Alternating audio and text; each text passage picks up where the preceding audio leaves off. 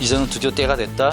죽여도 젊은 사람들은 우리랑은 다릅니다. 이렇게 없어요. 우리 담당 국장도 죽었고요. 왜 무슨 부상이 코로나로 죽는 거면 어느 정도인지 아시겠죠? 이때까지 죽은 수치 몽땅 감추지 않았어요. 일반 사람들은 자기가 뭘로 죽는지도 모르고 죽었다는 것도 오히려 반대로 야고 좀 자설득해서 받지 않겠다고 이야기하라고 이 정도로 지시가 내려왔으니까 북한 당국은 국민이 죽든 말든 상관이 없는 거예요. 이 정권이 무너지려면 더 많은 북한의 거액층들이 탈북르시가 일어나고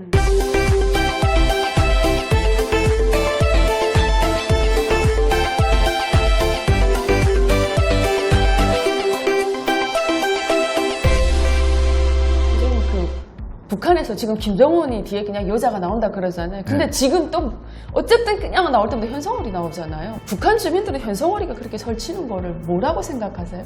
애첩이다라고 생각해 본 적이 있어요? 야, 그 안에서는 애첩이라고 생각을 안 하죠. 자그 무슨 예식이나 하던 아이가 북한 노동장에서 선전부까지 가려면 우리 공무원들을 했을 때 봤을 땐 우습죠. 전혀 없는 거죠 이게. 우습죠. 우리는 진짜 아닌 게 아니라 어릴 때부터 쫙 체계적으로 해가지고 이렇게 해서 올라오는데 저거는 그 누구의 말 한마디에 툭 치고 중간에 우리 위에 툭 앉은 거예요. 아니 꼽죠. 그렇죠. 뭐 최선희도 솔직히 말하면 뭐 툭 치서 툭 올라온 거지. 그게 뭐 최선희가 뭐 북한 내면서 체계를 밟아가지고 외무상으로 총상적으로는 체계를 밟아 올라왔으면 왜 밑에 사람들이 최선희한테 반발을 하겠어요? 그럼 그 지금 외무상 하시는 거 최선이라는 그분은 어떻게 그 리수영까지 지금 저기 정치범죄영서 가는데 그렇게 그분이 승승장구해서 올라갈 수 있었나요? 그 문제가 궁금해서 이규영한테 물어봤거든요. 예. 아니 최선희가 저기 내가 있을 때 부국장 하던 게 저기 어떻게 했죠 뭐가 외무상이 될 수가 있어. 난 꿈에도 생각 못했어. 형 저 뭐야. 그러니까 우리가 있을 때 김계관이라고 외무성 일부상이 있었어요. 그게 강석주 후임자거든요. 근데 후임자는 또 이렇게 후임자가 되면 후임자 또 만들 거 아니에요. 그래서 좀 최선희가 아무래도 그때 북미 문제가 너무 첨예화되다 하니까 뭐 계간이도 일부상도 솔직히 말해서 최선희를 불러다가 많이 물어보고 그랬을 겁니다. 근데 계기점이 있었어요. 일기용 이야기한 데 의하면 북미 회담을 할 때 최선희가 따라간 거예요. 네. 그때는 시계도 못 끼우죠 뭐. 네. 거기 무슨 그렇잖아요. 그 장차관들 쭉 끌고 갔는데 그때 북한 노동당 뭐 군부 다 끌고 가지 않았어요. 비표는까지. 네. 앳돼 보이더라고요. 그 시계 끼우질 못하지 가는. 그래야 거기 가야 뭐 기껏해야 지금 외무성 부국장인데 부국장 뭐 국장이나 이러고 가지고 가는데 정은이도 그렇잖아요. 툭 물어보는 거예요 정은이가. 야 여기 미국하고 문제에서 두드러 이렇게 되는데 이거 툭 물어보는데 외무성 강기 일꾼이 대답을 해야 되는데 대답을 잘 못하는 거예요. 그럴 때 최선희가 쫄딱 나선 거예요. 최선희는 어떻게 보면 북한에서 미국국에 올 때부터 쫙 있다 하니까 그다음에 그 북한의 육자회담 다 통역했지요. 그러니까 북한에서 미국 역사에다 산 중인인 거예요. 네. 세시한 디테일까지 다 알고 있는 거예요, 가가. 그러니까 정원이 앞에서 얼마나 대답을 잘했겠어요, 거기서. 이때는 이렇게 했고, 이렇게 처리했습니다. 뭐 이렇게 되니까, 자, 누구야? 이렇게 됐거든. 예. 그래, 눈에 들었구나. 눈에 들었지. 기관 부상이 나이도 많고, 다리도 좀 아프고, 정훈이가 물어보는 데서 충직으로 대답하기 힘드니까, 정훈이한테서 이렇게 전화를 오고 뭐 들을 때마다 최선희하고 같이 움직인 거예요, 그럴 때. 그러니까 최선희가 그다음에 더 눈에 들어간 거지. 김계관의 북미 문제에서 하나의 그 뭐가 보좌관 형식이 됐지 처음에는 그렇게 하면서 이렇게 하다가 그다음에 정원이가 야 근데 자 꽂아준 거예요 외무상으로. 그러니까 그다음에 올라선 다음에 자기 말 안 듣고 주대 있는 외교관들 몽땅 다 툭툭 목 잘랐지. 진짜요? 싹 다 내보내거나 뭐 이런 거 한 거예요? 그 내보내면 또 그 사회적 여론이 있으니까 직책 해임시키는 거지 뚝뚝뚝. 가만 최선희 주위에 있는 아이들 보면 자기 말 잘 듣는 아이 아참꾼들만 있으니까 우려하는 게 그래도 옛날에는 그러니까 능력이 있는 북한 외교관들이 있어가지고 미국이나 중국 말하자면 대중, 대로 이런 전략적인 대적직들을 모든 게 자문하고 말하자면 리포트로 작성해서 그게 간철돼 왔는데 주변에 뭐 머리 나쁜 놈들만 이제 말 잡는 놈들만 있으니까 좋네요 우리 입장에서는. 좋은데 자무리에서는 대미 전략이 앞으로 이 전략이 나오지 않는다고 산 중인을 따르면 이제 앞으로 대미 전략을 어떻게 구사하고 어떻게 갈 것인가 이런 전략 전술이 나오지 않는 머리라고요 그 머리가. 외교관이 탈북 러시가 이어진다 이러는데 프랑스 무슨 뭐 거기에서 누가 죽어가지고 모녀가 미국 갔답니다. 그 뉴스 혹시 사건에 대해서 알고 계시나요? 일기영이 이야기하더라고요. 프랑스에는 대사관이 없어요. 미국 대표부가 대사관 역할을 하는 거예요. 여기 외교관이 나가서 활동을 하는데 도중에 병으로 병사를 한 거예요.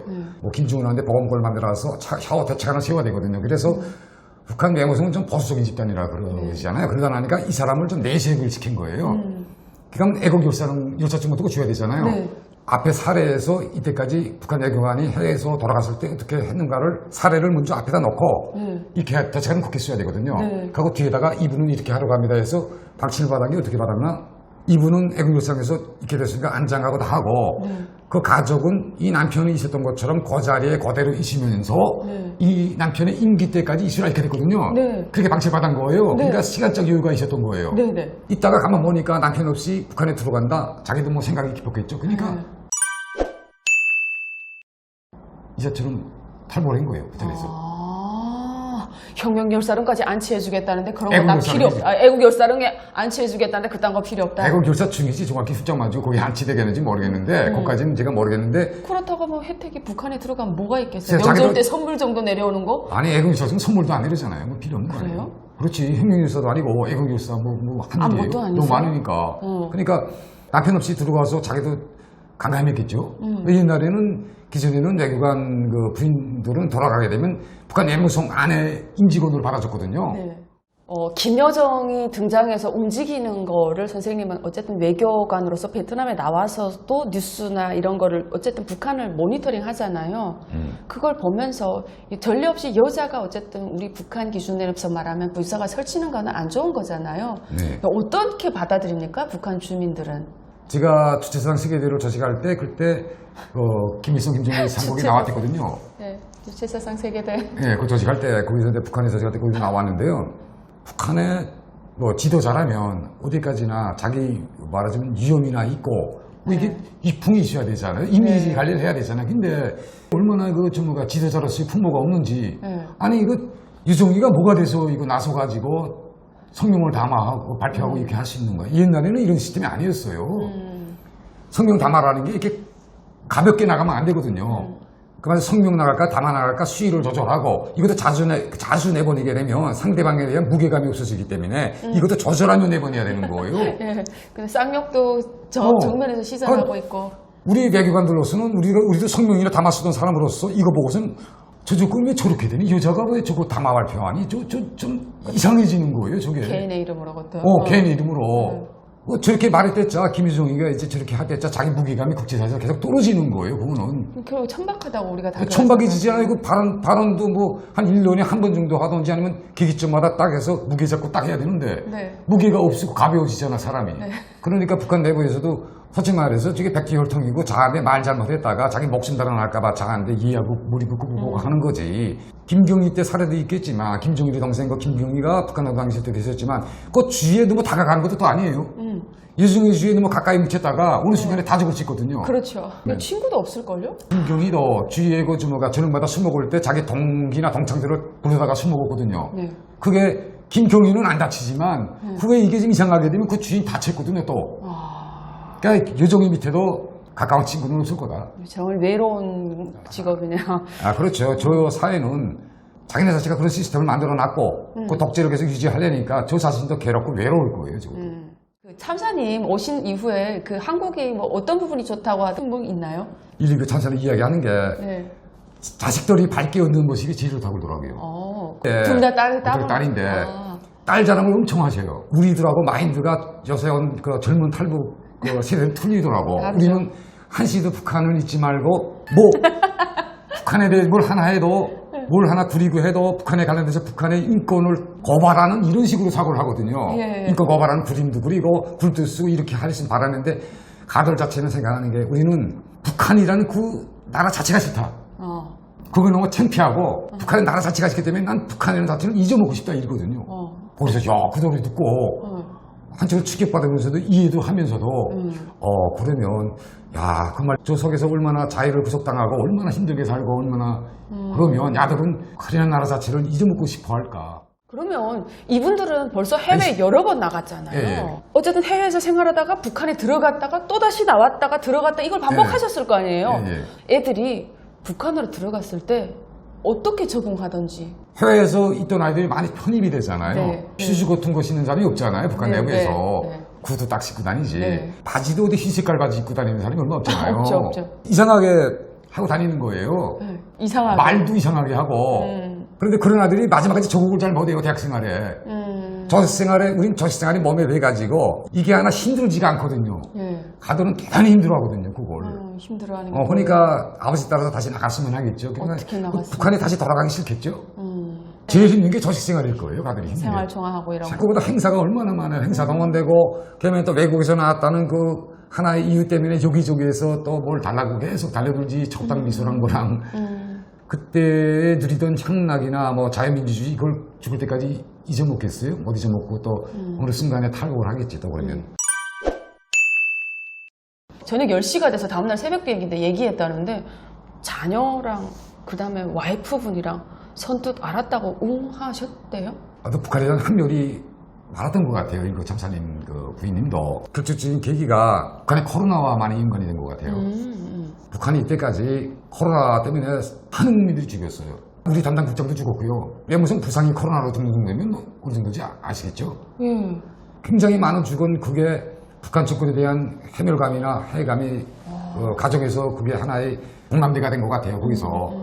북한이 얼마나 그럴 때 힘들었으면 진짜 해외에 나가 있는 북한 외교관들이 들어오면서 칫솔도 갖고 들어라 이 정도로 북한이 힘들었거든요. 3년 동안 닫아냈으니까 일체 들어온 거 없어요. 이때까지 죽은 수치 몽땅 감추지 않았어요. 코로나 때 김정은이가 뭐라고 말했나. 우리는 6.25 때 우리 민이 단합해가지고 3년의 전쟁을 싸워 이겼다. 우리가 앞으로 이제 코로나의 전쟁도 그때의 심정으로 3년은 이겨내야 될 것 같다. 이렇게 말했대요, 정은이가. 진짜 딱 3년 걸렸대요. 그게. 그러니까 3년 동안 6.25 전쟁을 한번 더 거친 거예요, 북한은 지금 안에서. 일반 사람들은 자기가 뭘로 죽는지도 모르고.